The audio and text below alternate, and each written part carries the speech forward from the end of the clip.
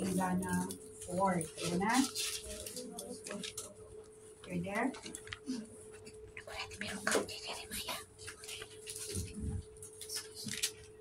Pero kanyo, baka nung talaw ni Jeremiah. Maris din New Testament. Kumain si Jacob. 4:1-4. Chapter 4, verse 1, Tingana 4. Kung na dito ay, if you return, O Israel, declares the Lord, to me you should return, if you remove your detestable things from your presence, and do not waver. And if you swear as the Lord lives, in truth, in justice, and in righteousness, then the nations shall bless themselves in him, and in him shall they glory. For thus says the Lord to the men of Judah and Jerusalem, break up your fallow ground, and sow not among thorns. Circumcise yourselves to the Lord. Remove the foreskin of your hearts, O men of Judah and inhabitants of Jerusalem, lest my wrath go forth like fire, and burn none to quench it, because of the evil of your deeds. Let us pray. Father, we thank you, Father, once again. We dinamit sa mo, Lord God, in ka mga binasa itang aldaw, Father. Lord, I ask you, Lord God, to intervene, Father God. And Lord God, sikakad ka di apo, ti makisao kada kami, babaan ka na sa mo, Father God. Lord, give us that spirit of understanding so that, Lord, we can perceive, Father God, your words. Ikanda kami kadiabot, the receptive heart, Father, na kami maimula kadiabot, na dito nasasaw, itipuso mo, Father. Hallelujah. Salamat, Lord God. Hallelujah. Lord, usarenda ka akas pakay ayuan. And Lord, kas nakapagdaluyan apo, iti benediction mo, Father God, as I'm going to convey your words to your people. Father God, I don't acknowledge, O God, that I'm so weak, O Father, in your sight, but Lord, use me, O God, for your glory. Hallelujah. Salamat, Apo, dahil Lord, tinawat ka. Kararag ko, itinagal ni Jesus. Amen. So we're going, ititim tayo steps to obtain spiritual breakthrough. Hallelujah. So, dito yung nakitong-tong niya Apo Diyos kaniti Israelites, iti, about niya, iti pa nag-backslide na niya, about iti Israel's backsliding. Ada ka warnings na and his desire to restore them. So he showed them their unfaithfulness. Nakita na ngamin nga dito ay kakabsat nga dagiti tao iti Israel, particularly iti Judah and Jerusalem nga nagbasol da, nagtalikod, timalikod da kani Apo Dios, and they worship iti detestable idols. Amen? Akas nung mabasa tayo, agsubli tayo iti chapter, iti Jeremiah chapter 1, ingana 3, makita tayo, kanhal lang nga kadagito nga books, no, di kaadwan nga nag-aramidan dagito nga Israelites, from the beginning, paila ang they went through worshiping idols. Amen? So, dahito nga banbanag nga idolatry, iso dahito yung nakaungat ni Apo Dios, at sipo na dagito from time to time, dahito nga Israelites, backslide na kay Apo Dios. So, because of their sins, their hearts became callous. Mo yun, tinagkalyo.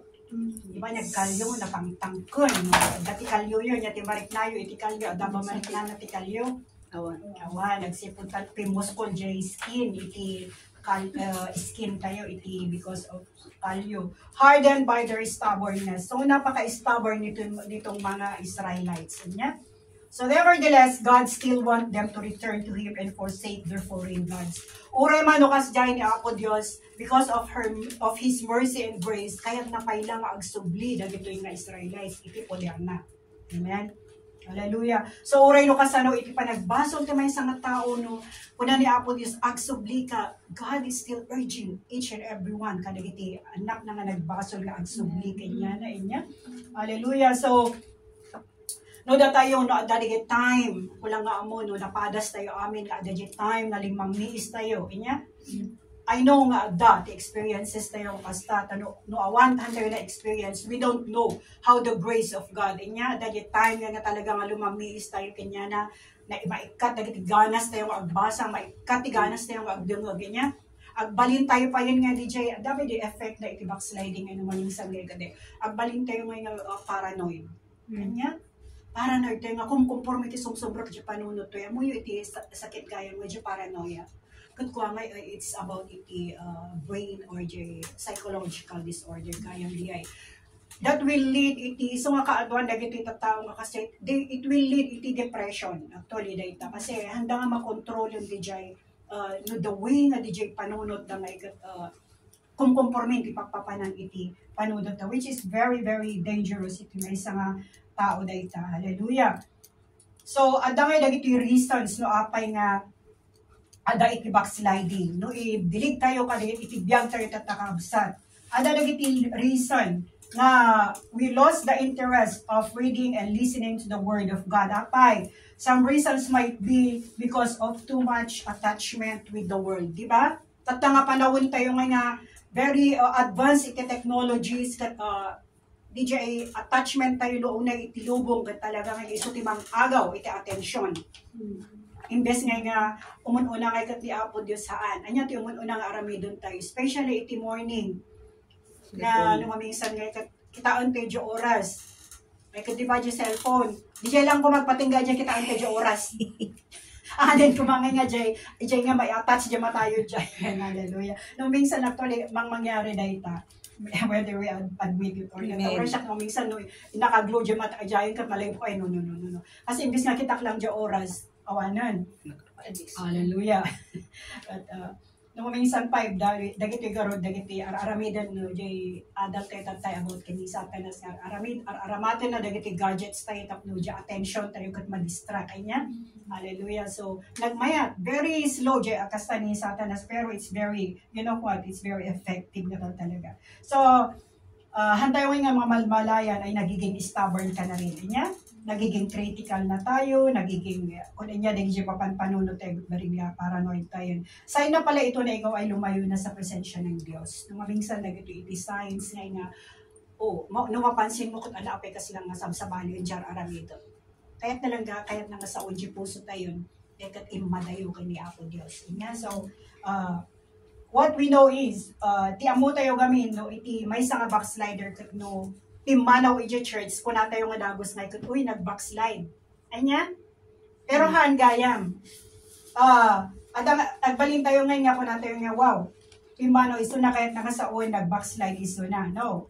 So, iti opinion ko dito, nga kanayon nga ang paiso dayta kabsat because adadya time nga umanaw dayta because of adati problema na nya no mapanpansin tayo dito kakabsat tayo adati problema da na totally siguro nga nag-backslide da pero ada nga di time ada nga DJ handa kayaten because handa nga makayanan anya pero ada nga talaga di backsliding which DJ ko natin ng Lord nga di heart ti umon nga madali di puso tayo.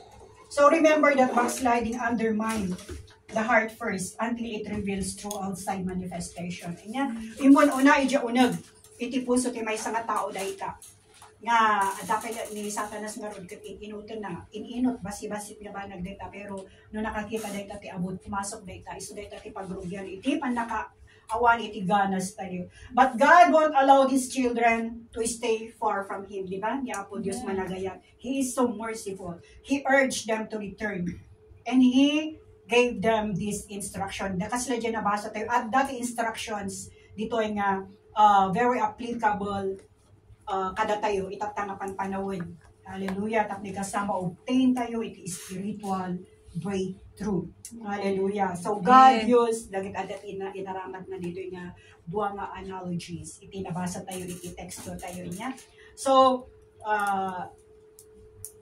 dito the fallow ground according to biblical definition is a ground or soil which has been left unplanted for a period of time to rest and regenerate and replenish nutrients. But the problem here is they allowed thorns and weeds namang dadaol. Ada nga time nga talaga nga idilig tayo gamin iti may sa dito nga analogy is the soil niya na napintas dito yung illustration nga talaga inusan ni Apollos. Iti soil nga ada time nga kung natin yung aggress pa man dahil nga soil tapno nga maka-regenerate man yung iti nutrients kasi usaram ta especially dagiti tree croppings niya that sila mabanlog DJ ko mabanlog DJ daga iso nga maminsan pag inanaon na kay data Kaso na lang, gamin no maminsan no pag inanaam dahil takot binaba, amlatan nga kasta, anya ti aktubo ijay, di ba? Adagin tiniruruot, di ba? Nagrigat ton nga, dalusan dayta. Kasama iti puso, iti may isang nga tao kakabsat. Nuwan siya na baybayan dati, ore ko natin yung kumain nga, anak pay man nga ako, agresa. It doesn't mean to say nga, we are going to rest forever nga, baybayan tayo no di dya pa nag-rest tayo kung makakabsat kat buyugan tayo ti panagkararag tap ni kastahaan tayo may nga maitkanhangay nga tubo iti weeds kadagi jay puso tayo, amen? Tap no agbalin tayo nga productive into no time nga da tayo manunod ma-replenish iti nutrients from the word of God. So nga kayat nga sa nito still paila nga oray no diesol nga kasta masapol iti panagdaldalos tayo. Di ba? Iti arubayan tayo nga kayat nga kanayan nga adda iti ruruot na no, kanayan tayo nga ruruotan day tatap no nadalos, amen. And once kami nga nagtubo ti ruot kita, dagi amo yung dagi ay ramot na kat nagrigat tungay nga baguten, nya. Hallelujah. So kunana dayto follow ground nga dayto iso dayto jay maidilig iti puso ti maysa nga tao, nya. The problem here is no inallow tayo iti thorns can weeds, which means sins, to grow. These thorns and weeds entangle the heart. That's why it can no longer be planted with good seeds. And yan, no, inallow tayo nga minan iti basol, iti puso tayo nga isuon tinang, hantay nga mapupuutan, kasla di adult ito, hantay nga mapupuutan, naging strategies ni Satanas, naging tactics na, nagbalin gaya man nga ruot, uray anom na ita, nga mulaan day tatisal sa uli apo Dios haan nga mabalin nga mamulaan anya no malagip yo diyan ay the parable of the sower kas jay kakabsat, amen. Hallelujah. So awan na di grow. So what are God's instruction? Number 1 dito ay spiritual cultivation, anya yung spiritual cultivation dito ay includes na dito iti ada ito na binasa tayo ito nga yung ma-cultivate iti may nga soil. It breaks up. Kunana, break up your unplowed ground. Do not sow among thorns. There must be a deep digging. No kas jay kakabsat nga medyo limamiisan iti may nga puso. Nag-backslide na talaga day tas inalamlamiis day tan nga uren nagrigat nga isubli day kakabsat. Nagrigat nga isubli. Apay, awanon iti ganas mo pulos. Ultimo siguro makita ti kakabsat iti church. Sa mo kayatin yung makita, apay. Awanon As ingay madayo ka iti presensya ni Apo Diyos. And removing of things. Dagito ko na dito nga. Katon tayo the thorns. Kasi hanga agbalin nga agmula tayo. Kasi the instruction ito, don't sow among thorns. Apay, dagito yung thorns dadauyon na lang the word of God. So masapol nga madalusan pa dito kakabsat, amen. So, spiritual cultivation. Siguro, nagsakit inyo, di ma-cultivate iti may nga soil no lang ko masiguro ang sa soil nga kasta. Siyempre, yung timbang tangko, nagbalinin nga bingkul na ita niya. Naruuruutan na ita, timbang ko tangko na nasin. Anya, ito usaran tayo, di ba, iti damdamo ko tayo, gabyon pa lang, anya. Nung nahampay lang nga maala, iti gabyon, anya, iti mausar. Di Karabaw, di yan na inya, di ko na tayo, arado. Arado dayta tata ada di high-powered nga arado tata digay machines nga nagdadakkel nya no di America no kita digay check wow may sala nga kasta na nga ket nabungkal nating gana di kon uno gan nya at nagmayat nya kit kitain. Hallelujah. So no basaan to di Second Chronicles chapter 7 verse 14.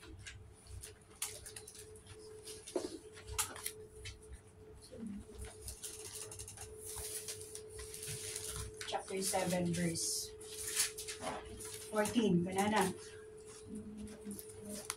If my people who are called by my name will humble themselves and pray and seek my face and turn from their wicked ways, then I will hear from heaven and will forgive their sin and heal their land. Dahito hindi ko no, tunay gamin spiritual cultivation na include dito iti humility, humbleness tayo kundi Apo Diyos no kahit tayo magsubli.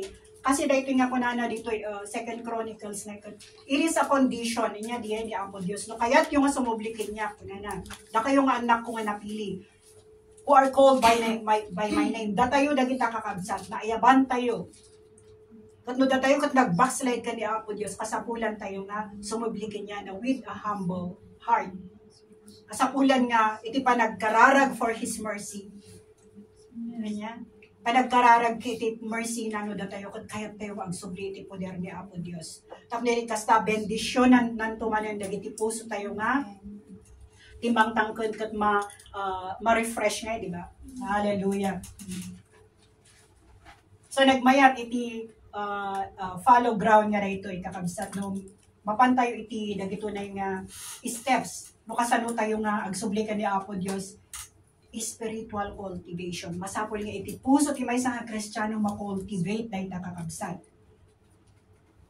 Kasi hanga napintas nga agtubo iti maysa nga mula no, haan nga ma-cultivate data. So there must be a deep digging and removing of things that hinders growth. This is applicable to both natural gardening and spiritual planting. Oreno ko na tayo mga idildilig tayo at paiso dahil kakabsat, dagit na kayo nga agmulmula. No itilig yung iti puso, iti spiritual kan iti natural nga banag na ikat agpaiso dahil tayo. Amen. Mas masapulan to iti deep digging. Panagdalos ka dagiti ruruot.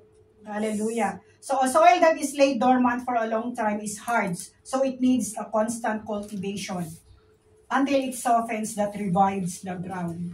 O di ba? So kasapulan na dito iti revival. So ma-revive dayta kakabsat dayta nga soil. No intayo nga cultivated dayta inot dayta sa gabasit the word of God dayta danom tapnoy kasta nga di ba lumok nang dayta until it softens kan dayta no unugan ma-revive dayta nga land. So kunana nya until it softens that revives the ground. Likewise, spiritual cultivation brings revival. Amen? So, iti may isang nga tao nga nag-backslide no once dahil nga kanayon nga makultivate diti puso na sa gabasit man kan mairuruutan nga kanayon dayta mamulmulaan nga kanayon dayta eventually ma-revive dayta in inot. Anya ba't kausaran kami di revival apay nagda kami di revival. Amo iti ma-revive lang kasi di dandani matayon di ba? Nakita kayo nag revive lang iti hospital sa inya. Agusag na di machine di pang di kasla plancha. Ngayon di kuryente di puso ito. Di kuryente na rin tatakla subli di pa nagpump man ng iti heart. But once nga na-revive di tao, ada iti chance na agbyag. So the believer start to crave spiritual food. Diba no once nga iti may isang Kristiyano ko ma-revive data no naggapo iti tao iti sakit. Inot data ag-crave data iti food niya. Hasta tayo magkakabsat crave tayo iti spiritual food. No lumaing tayo. Hanga dyan lumaing hanga dyan ko lang nagwa how's that? Mahil tayo. Amen? Pumintas man yan, pumigsa tayo. Amen. And then, spiritual cultivation brings healing. Nabasa tayo dito na 2 Chronicles. It brings healing. Agasan na tayo ni Apo Diyos. Agasan na iti land. No, dahil nga land kat nabaybayagan nga saan nga namulmulaan. Agasan naman yung dahil tatapno baging productive. As namot itibiyag tayo kakabsat. Kaya't ni Apo Diyos at balin tayo mga productive Christians. Hallelujah. So God will forgive and heal the wounds in the heart and restore the joy of our salvation. Di ba? Nuwan si gamin nga tayo may nag-backslide tayo, mapukaw di joy of salvation tayo. Awanan. Napukaw di joy of salvation. Nagrigat tayo subli. Ngam nuwans nga na tayo may paidalan ka ni Apo Diyos, isurrender tayo takno i-cultivate ni Apo Diyos ti puso tayo. Mamulaan man ang dayta kakabsat. And then, our joy, the joy of our salvation will come back. Amen? So, dahil tayo dyan yung kanayon tayo nga, Lord, amo ko mga ikatanda yung joy of my salvation in my heart. Nagrigan ka isubli dahil. So, after healing comes the bountiful harvest, of course. Amen? So, dahil ito yung breakthrough, it may sa mga Kristiyano. Amen. Hallelujah. So, after healing comes the bountiful harvest. Naturally, the soil or the heart that allows cultivation will become receptive, that makes the Word of God sink in. Ano dyan? Sink in, di ba? Sink in the Word of God. Ijay puso tayo. Amen. Hallelujah. And grow and produce a good harvest. So what we need here is to yield or surrender our heart to God. No matter how painful the process is. Of course, nasakit. Siyempre, nada tayo, Lord, nagbasol tayo. Hindi ko na niya ako, agsubli ka kanya, i-cultivate ko man yung tapusun. Agsubli tayo, surrender tayo ka kanya na inyang arod. To kaya tayo, iti life forever, iti feeling na eternal life. Masako niya, agsubli tayo kanya na. Amen. Dito ay number 2, dito is spiritual circumcision. It is another analogy na ito nga inyarig manan ni Apo Dios iti spiritual circumcision. Iti flesh, iti circumcision, iti flesh. Ano iti nga lalaki. Inya ramidan da, di ba? Katun talaga foreskins da. Madalusan da ita. Pero inyarig na dito kakabsat iti puso tayo nga circumcise. Jay, circumcision of the heart. Amen. Dagi fleshly nga banbanag iti puso iti tao. Hallelujah. Romans 2:29. Pakibasa man no, dati Tagalog dito or Ilocano. Romans 2:29. Romans 2:29.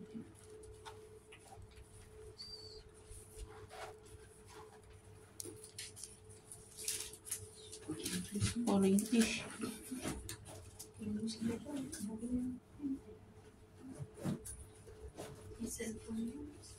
Dito gamin kat low nga edi. Low dito inya. So nga punana dito ay but a Jew is one inwardly, and circumcision is a matter of the heart. See? By the Spirit, not by the letter.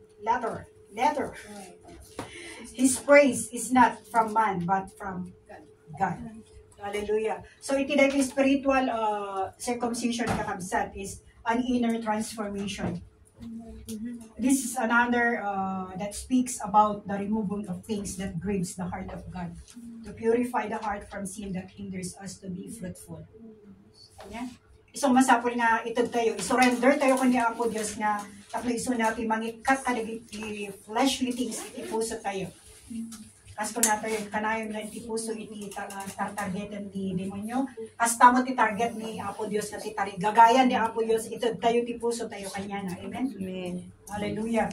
So, agbalin tayo nga fruitful lang kakabsat. No, ag-yield tayo kundi Apo Diyos.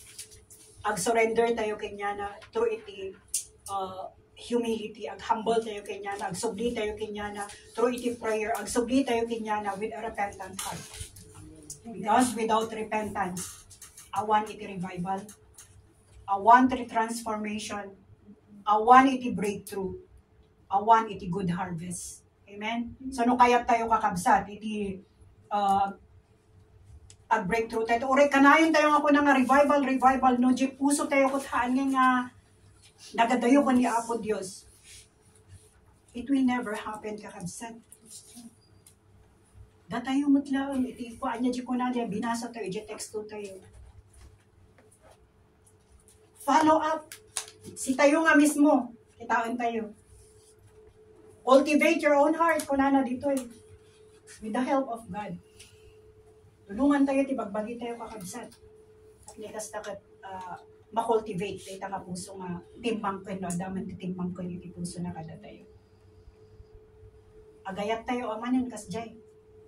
Tanagrigat no mapukaw ti ayat. Amen? Amen. Hallelujah. So isubli tayo dahil kakabisat nga ayat.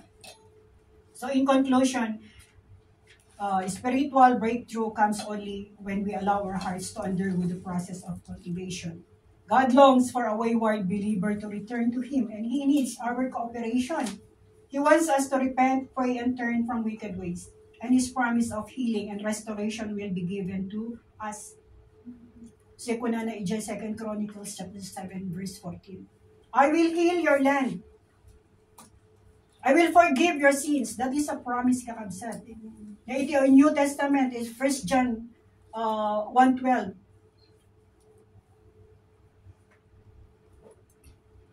1:9. Nga ti promise na mangpakawan ni Apo Diyos kakabsat. Antay ako makagbayin nga umasinagmanin kanya na. So be that of the good soil that is ready to be sown and produce a bountiful harvest. Amen. Da tayo ko madigit na kakabsat niya, kaya tayo nga, usarin dato niya ako Diyos pabligas dapat adda itinapintis nga harvest. Amen? Hallelujah. Praise the Lord. Ay bakman ni Pastora tayo, ituloy na. Sure. Praise God. Amen. Nagmagtay mo tayo sa Tiapo. Hallelujah. Yaman tayo tayo sa Tiapo Diyos.